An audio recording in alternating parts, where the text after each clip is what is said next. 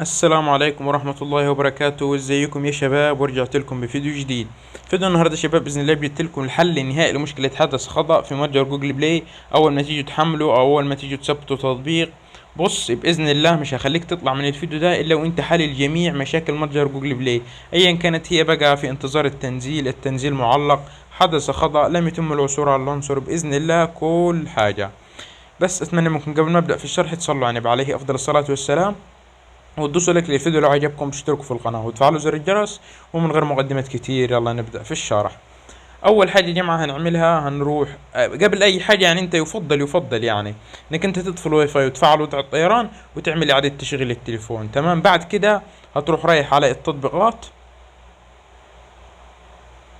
وبعد كده يا جماعة هتروح تبحث على متجر جوجل بلاي. من هنا تكتب متجر، هيروح جالك المتجر، هتروح دايس عليه، وبعد كده هتروح رايح على مكان التخزين وهتروح عامل له مسح بيانات، وبعد كده مسح التخزين المؤقت. تمام، وبعد كده يا جماعه هتروح عامل ايقاف اجباري، وبعد كده هترجع وهتروح تبحث على خدمات جوجل بلاي. تمام، اللي هي دي هتدوس عليها وهتروح دايس على مكان التخزين، وهتدوس اداره التخزين، وبعد كده محو جميع البيانات، وبعد كده هترجع وتدوس مسح التخزين المؤقت، وبعد كده ايقاف اجباري. تمام، ركز معايا.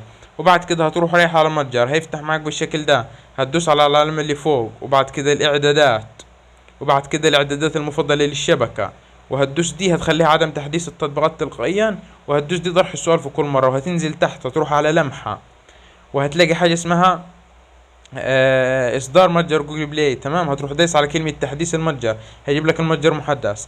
بعد كده بإذن الله هتروح لأي تطبيق يا جماعة وهتدوس عليه تثبيت زي كده، وهتلاقي التطبيق بدأ يتثبت بسهولة جدا زي ما انت شايف. كلمة في انتظار التثبيت دي يا جماعة عادي بتيجي في أول كام ثانية، وبعد كده بيبدأ يعد زي ما انتم شايفين اهو، هيبدأ يعد دلوقتي. تمام اهو،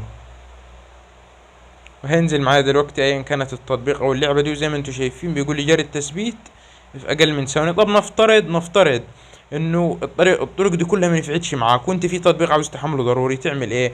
ركز معايا، انا هقول لك تعمل ايه يا جماعه. هتروح رايح على متصفح جوجل كروم وهتكتب في البحث زي ما هقول لك كده بالظبط.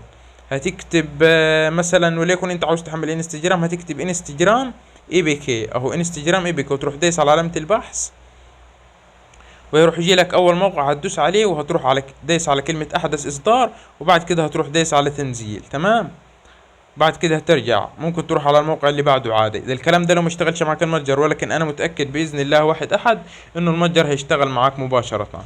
بس وبكده يكون شرح النهارده انتهى، اتمنى يا رب يكون افادكم، واشوفكم في فيديو جديد، والسلام عليكم ورحمه الله وبركاته.